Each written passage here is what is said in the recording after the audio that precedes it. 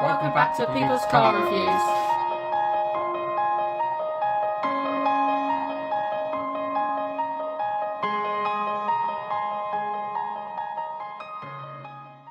Hi guys, welcome back to People's Car Review and welcome to the drive of the Mercedes GLA 200. So this has got a stop-start thing, stop-start, that's what the words I'm looking for. Just a quick word of warning, if you don't put the handbrake on this car and the stop-start on, it does have a tendency to roll. I don't know if the car's got auto hold on it, but I haven't figured out how to use it, so yeah, not good on my part. So let's make a move. Turn the hazards off. So, I'll obviously put them back on again. So, a few things about this car. Lisa did allude to this in the interior and exterior. I think it sounds more like a diesel. You listen. Sounds like a diesel, but hey ho, it is petrol. I know it is because we've topped it up. Big shout out to James at Enterprise who did us a cracking deal on this car because we originally built a standard size SUV and he upgraded us because I didn't have any cars in. So massive shout out to him. If anybody at Enterprise is actually watching this video. So about this car. So two things. One, this car is not as comfortable as the MG or any other car we've ever had. That includes the Cougar, the Qashqai, Skoda, including the ZS, and a few others. If I've forgotten any, somebody let me know in the comments, I'm sure. But this car is not as comfortable once it's up to speed as some of the other cars we've had. It's quite harsh, especially going over speed bumps. I'm going over these at 40 miles an hour and I get knocked all over the place. Yesterday I did go up the A405 in it at 50 and oh my god, the noise was terrible. It was horrible actually. For petrol engine I thought it'd be quieter, but it wasn't. And also the ride is shocking. I mean, this is a 2023 plate Merc and yeah, I can feel everything. Also, another thing as well, those wipers are on this car, they scrape along the window. Don't know why, I think it's got polish on the window, so if I do it, I won't do it because there's hardly any rainwater on it, but it just scrapes. It's really annoying. So I'm not entirely sure what's going on there. But other than that, it's a really nice car. The only thing is as well is the indicator, the gear selector is here, not down here. That's for the massive console bit at the bottom here is for the entertainment screen. But yeah, it's alright. The other thing I've noticed, there's no blind spot detection anywhere on this car. Now, Mercedes, this is supposed to be a top of the range car. What was you thinking about not putting blind spot detection on the car? Yeah, not a brilliant idea. I would have preferred to have blind spot detection on this car because, yeah, it doesn't really work, really. I do like blind spot detection. Another thing as well, listen.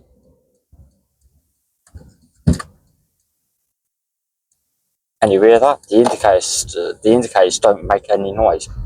That, on the other hand, when it cancels, that makes quite a fair bit of noise, but that's fine, I can live with that.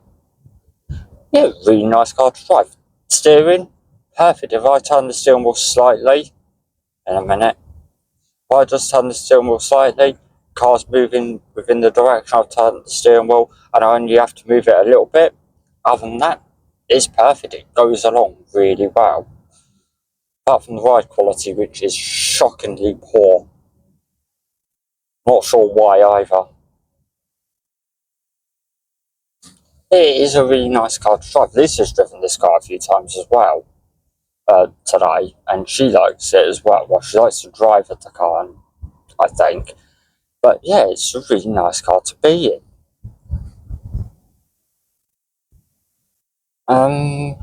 Anything else I can think to tell you? Oh yes. the key. Now, this is a keyless car, okay? Now, one thing I've noticed, there's no door. On the doors handles, there are nowhere for you to push on the door handles to open the car. So you have to actually physically do it with the key. Why? Why can't I just had a button on the side of the door so I could just push it? Or a touchpad thing on the side of the car so I could just open the doors that way. No idea why that's not on this car.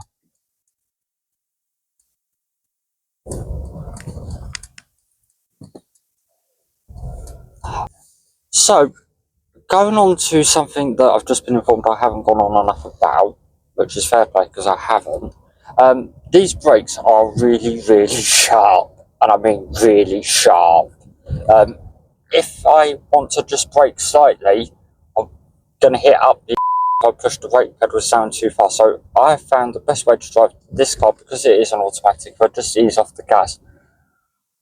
I'm going to show you another problem with, in a minute, with the fact that when I stop, if I take my foot off the brake, there's no auto hold. So if I take my foot off the brake, the car rolls forward and I end up having to brake really sharply. I bet the lights aren't even on red around here now, I know.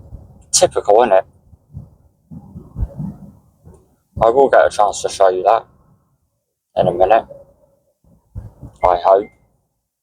But yeah, so I have to now, when I push the brake pedal, I'm only pushing it lightly, but if I push it any harder, it's sort of like all the braking happens all at once, and it's really annoying.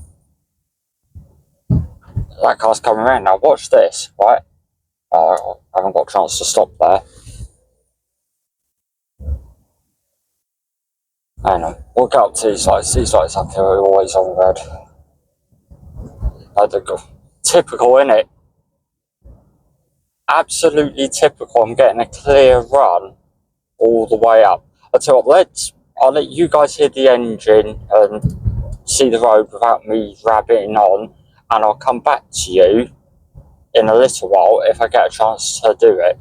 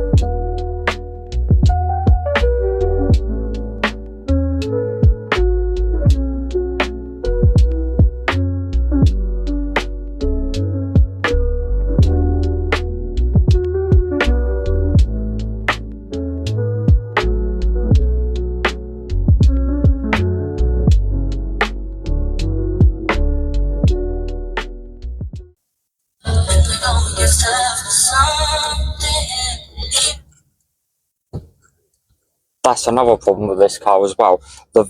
All the controls for the media are down here and they're all touch sensitive. So what's just happened there? Lisa's gone to shut that, and she's rattling. Yeah, it's annoying me. Yeah, and she's accidentally activated the radio.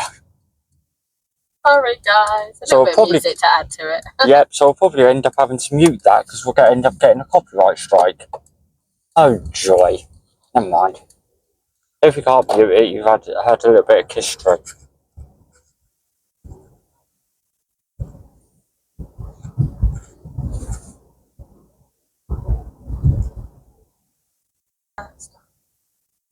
Okay, so the gear selector, which is here. Now, in a normal conventional car, or in any other make I've ever been in, the wipers are here. Now, when I first got in this car, I was faffing around here trying to find the wipers. They're over here. It's kind of not in a convenient place. I mean, yes, I get that Mercedes, like, if you're used to them, like, you're probably used to them being over there, but I ain't, and yeah, I found it a bit of a faff. Also, the P button for the park is on here as well.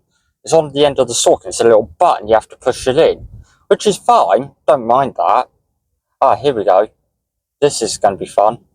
So, what I was saying about if you come to a stop, I'm pushing the brake pedal now. I'm not going to stop.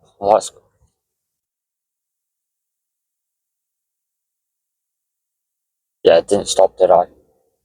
We'll get a chance to stop in a minute. I hope.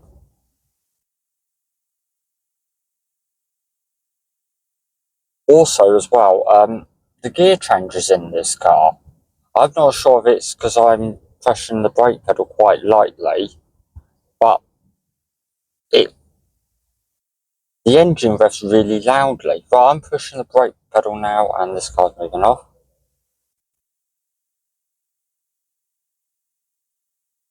I ain't doing it now, is it? Yeah, sometimes the gear changes can take a little while to slot into gear. Faraway tracks. Yeah, I don't like the ride quality in this car.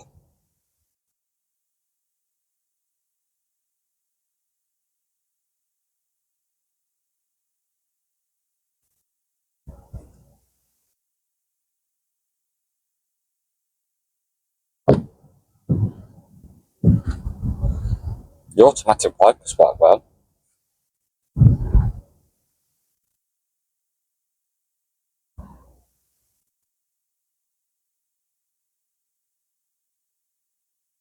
Here we go, this should be good. But I'm coming to a stop up here, so I'm now pushing the brake. Okay.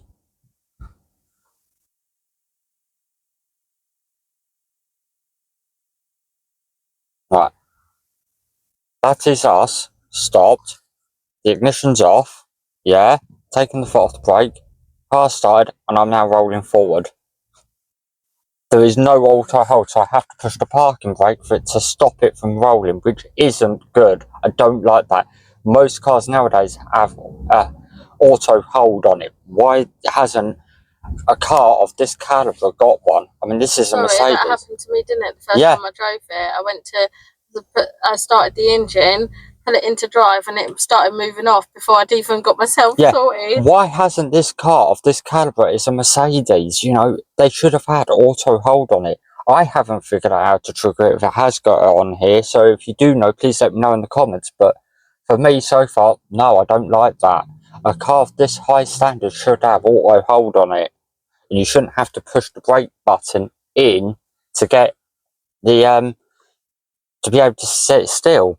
Also, why is the handbrake over here on a button? I mean, yes, they've filled up this bit down here with the stuff of the central console, but why? What was wrong with it being over here? Yeah, what does this do? Is this just... That does, as far as I can work out, nothing. It's just a handle.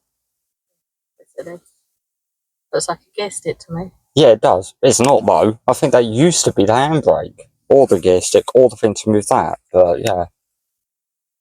But yeah, not a very good car in that aspect. There are a few things on here I don't like. Other than that, I like this car. I'm going to cut the video here, and I'm going to come back to you when we reach our destination. I'm going to show you the reversing camera. So I shall see you all in probably about 2 minutes. It'll be about 30 seconds for you guys. See you in a bit.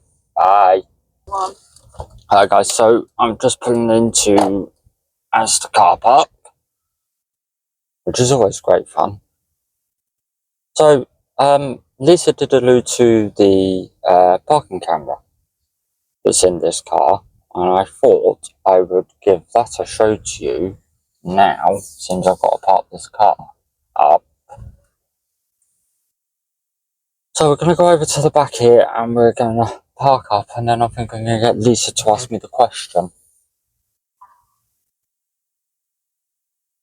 Yeah?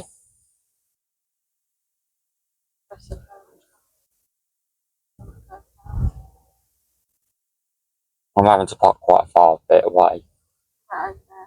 Yeah, there, Dave. In between two and behind the Peugeot. Now, Lisa will tell you about this. I'm fastidious for parking in everywhere backwards.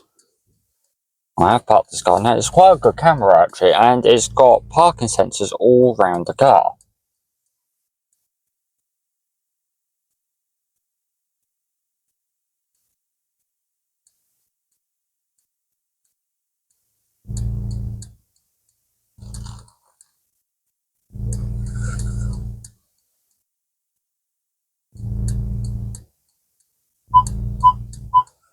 And that is the parking camera. Show them the wide angle version of it. And that is the wide angle version, and I think I'm over the line.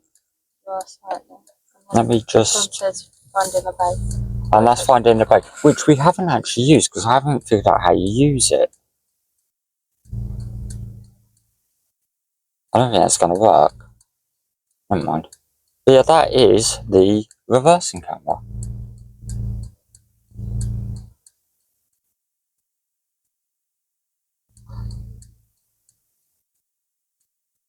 And that will do it. Quick thing about the car as well. If you just push the P and pull it into neutral and the engine is switched off and apply the handbrake, it will come up the ignition is still on. So there is that to it and on. So it bings at you every time. Anyway, I think it's down to Lisa to ask me the question.